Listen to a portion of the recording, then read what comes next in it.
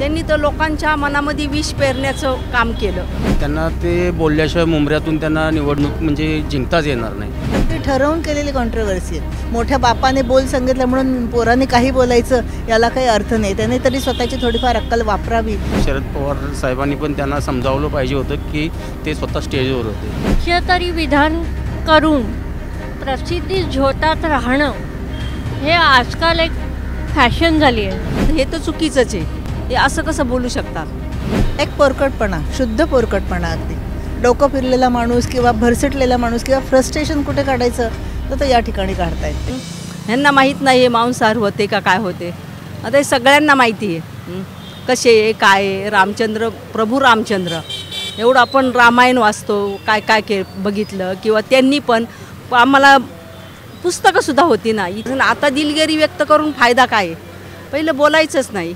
नाही, माझं मत तर मी एवढंच सांगेन की त्यांना ते बोलल्याशिवाय मुंबऱ्यातून त्यांना निवडणूक म्हणजे जिंकताच येणार नाही.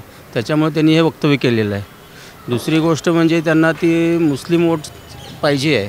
त्यासाठी ते कुठंतरी हिंदू लोकांचं म्हणजे डायव्हर्ट करून मुस्लिम लोकांना आपल्याजवळ घेण्याचा हे त्यांचा प्रयत्न आहे. एक पोरकटपणा, शुद्ध पोरकटपणा. अगदी डोकं फिरलेला माणूस किंवा भरसटलेला माणूस किंवा फ्रस्ट्रेशन कुठे काढायचं तर या ठिकाणी काढता येते. बाकी काही नाही. त्यांना ते म्हणायचं पण आम्हाला आता थोडेसे हे वाटायला लागलं आहे. वयाने लहान आहे, बुद्धीने मोठे म्हणावं तर ते आता बुद्धी त्यांची दिसली कशी आहे ती भ्रष्ट झालेली.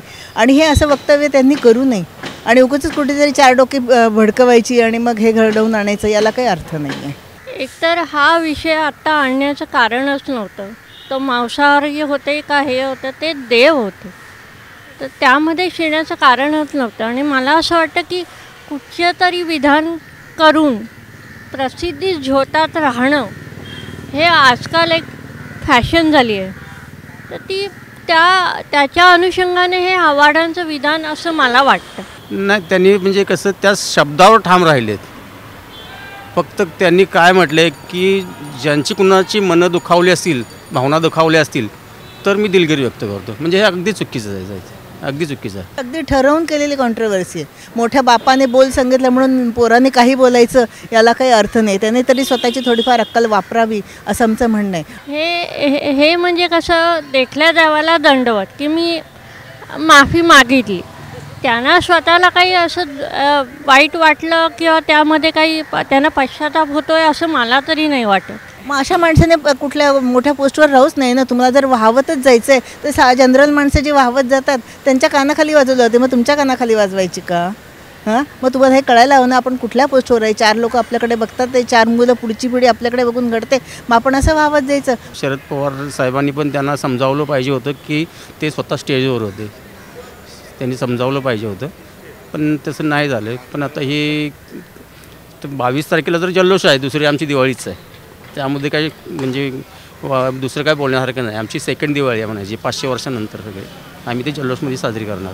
एक देशभरात एक रामभक्तीची एक लाट आलेली तुम्हाला दिसते. सगळ्यांना त्याबद्दल खूप आस्था आहे की कसं होणार आहे राम मंदिराचं उद्घाटन किंवा हे. तर मला वाटतं हे जास्त महत्त्वाचं आहे की रामाच्या प्रती सगळेच जण भावूक झालेले दिसत आहेत आता.